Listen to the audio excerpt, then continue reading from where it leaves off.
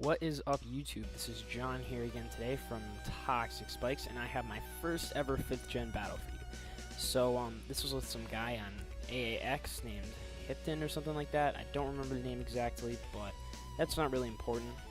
What the real reason I posted this battle is because my first ever 5th gen battle. So, yeah, it's pretty interesting. And I'm starting to get the hang of 5th gen, but this team wasn't really well thought through. It's just a bunch of 5th gen stuff I thought would be cool to try out. So he's going to have a drought team, and I do not know why he would have a Nattare and a drought team, because fire moves do even more damage in the sun, but whatever. So I realize it's a bad matchup with my Sharpedo, so I go out to my Hydreigon, and I'm probably the only person who's ever called it a Hydreigon, because everyone's so used to calling it Assassin's Aura, but I don't know, I think Hydreigon's a pretty cool name.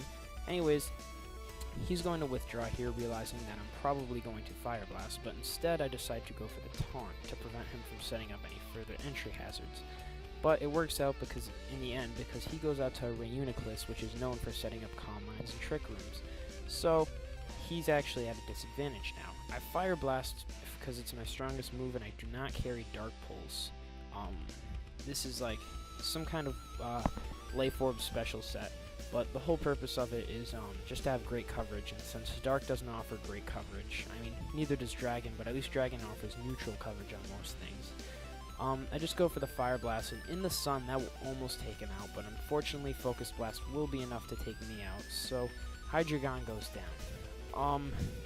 Right here, I just sent out my Sharpedo, and I go straight for the Crunch. He decides not to switch out, which is good for me. So I took care of his Reuniclus there, and that's pretty big, because Reuniclus has turned out to be a very surprising Pokemon in Gen 5. Like, no one was really talking that much about it, and then all of a sudden, it ended up being a beast. So Sharpedo's going to get some speed boost action going on, and I know he's probably going to go out to his Nattare again. So I switch out, and I'm fearing that he's probably going to start setting up some more entry hazards, but whatever, I go into Reuniclus, because I do have the Focus Blast, and he actually goes straight away for the Power Whip, so that's not too bad. And then he's going to withdraw and go out to his Charizard, predicting me to go for the Focus Blast, but I actually go for the Calm Mind to be safe. Now, I'm able to probably one-shot his Charizard with a Psycho Shock. Unfortunately, though, this Charizard has Solar Power, so Solar Power boost plus, well, he doesn't have the Life Orb, because I saw lefties there, but a Solar Power boosted Fire Blast in the sun, stabbed, will do almost enough to take me out, but Reuniclus, after a Calm Mind, is able to survive it, and then I use Psycho Shock to finish him off. So Charizard's down, and that would have been a huge threat. So, and Charizard getting Solar Power is an amazing thing this generation, because now it's almost like Game Freak was like, we're sorry that we completely made him useless last gen with Stealth Rocks, we'll give him something completely awesome to make up for that. So then, he goes out to his Infernape. I'm not sure what kind of Infernape it is, but just not to overpredict, I stay in and go for the Psycho Shock.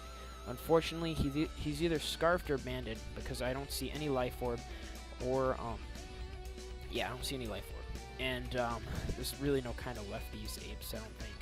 So then he goes out to his Ninetales, and I go out to my Azumarill. Now he realizes this is a bad switch for him. He's predicting me to go for the Waterfall, and I predict him to switch into his Nattare.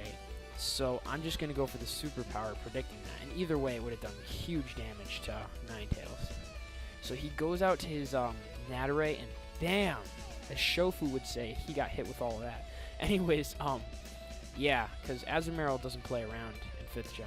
No, Azumarill is definitely going to BOU. Just wait. But actually, yeah, I take out his Nattare down to really low health, and then even though I'm at -1 attack, I'm still going to do a lot of damage if he switches, because I'm banded. Because it's just bringing me down to pretty much normal attack, I think, because I was at boosted attack before with the Choice Band. So he's just going to leave in his Nattare to die, and that's great because I really didn't have too much else to handle this Nattare except Machamp, but as you can see, or as you will see, I needed to save him for later. So, yeah, Azumarill's just looking like a boss here. I mean, his back sprite is so cool. I mean, look at him. He's all wobbly and stuff. He's like a Weeble Wobble. But, yeah. So now that my opponent's going to send out a Starmie, and turns out to be a Life Orb Starmie. And I think Starmie's new sprite looks pretty cool, too. I think a lot of the new sprites do. But I go out to my Porygon 2, which is an Evo Stone Porygon, which is very, very bulky on both special and defensive ends. So, I'm going to trace his natural here, which doesn't really matter too much, but it's a nice ability to have. So he's going to go for the Thunderbolt, and I'm going to take it like a beast because it just does neutral damage. Look at that. Life Orb Starmie did like nothing. Now, predicting him to stay in and try something like a Hydro Pump. I just want to see how well I can take it. I know I can live one. I go for the Recover, and because it's in the sun, I believe that water moves do less damage, so I'm just going to go for the Recover, boosting my Nat Array back up to pretty much full health. And if I really felt like being a dick, I could just like Recover stall him at a Life Orb, but I predict him to probably just switch here. So he switches out and goes out to his Ninetales again, and I just go straight away for the Thunderbolt, predicting him, well, if he stays in, Thunderbolt would kill him probably, and if he switches out, it's going to do pretty good damage to anything. I do about a quarter damage, so that's not that bad, and he's going to Fire Blast. And this is why Porygon 2 is so much more useful this gen. If it was Gen 4, he would not have lived that, but because he has the Evo Stone, he lives a 72 HP and is able to get a Toxic off, which is really going to help wear down that Ninetales. Now, I go out to right here, I'm predicting another, it looks like he doesn't have any kind of leftovers or Life Orb or anything, so he's probably Specs, because that's the most common form of Ninetales I see that's choice. So I go out to my Azumarill, and he's going to go for the Fire Blast, which I resist, so I thought I could live it, but since it's in the sun, the resistance is canceled out because power is doubled, or increased, whatever. So Azumarill goes down, but he's still a boss, and he did awesome in this battle. Now he's going to go out, I'm going to go out to my Sharpedo. And right here, I can't be too careful. I decide to just go for the Protect, even if he does switch out to Starmie, like I predicted him to. And I think that he thought he could still outspeed me after +1 speed, but he can't. So I just go for the Crunch, and that's going to take him out in one shot because Starmie's defenses are very, very frail. So down goes the Starmie, and now he's going to go out to his Infernape, and right here, yeah, he goes out to his Infernape, and right here I'm like, okay, he's definitely going for the Mach Punch, but just to make sure he doesn't predict that I'm going to switch, I make sure he's going for the Mach Punch. He does, and I just pretty much have nothing better to take this at this point, so I'm just going to have to take the Mach Punch, which isn't all that bad because Sharpedo wouldn't have helped too much in this battle at this point. Now I'm going to go out to my Machamp, and he switches because he knows Mach Punch isn't going to take me out, and then I would be able to finish off the rest of his team with Dynamic Punches. So he switches out to Ninetales. I get the Dynamic Punch off, and that's going to take him out. He's going to go out to, so he wants to go into his Infernape to switch up attacks and hopefully finish me off here. And that ends up, he goes for the Close Combat, and I don't know why. He doesn't know why either. He says it wasn't a misclick, he just thought it would kill me. But, because a Flare Blitz in the sun would have killed me. But that doesn't matter, because, I'm just going to Dynamic Punch. He's going to die to the, or get KO'd by the Dynamic Punch, and, dying's a little harsh. That's going to be a good game.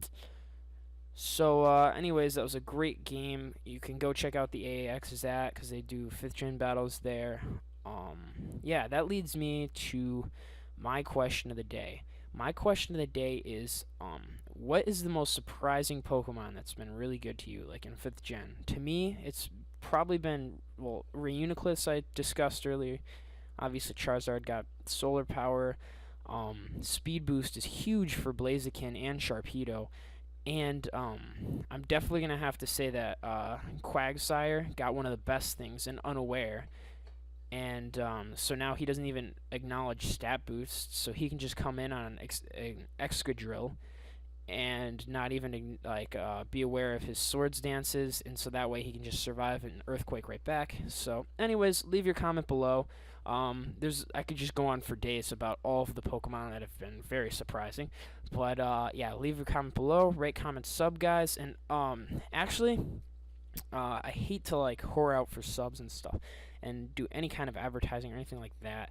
But if you could like the video, that would really help, because apparently it gets it seen more. And I don't know, it's just, this is what I hear. So that would be really cool. So anyways, thanks guys. You're all awesome. Peace.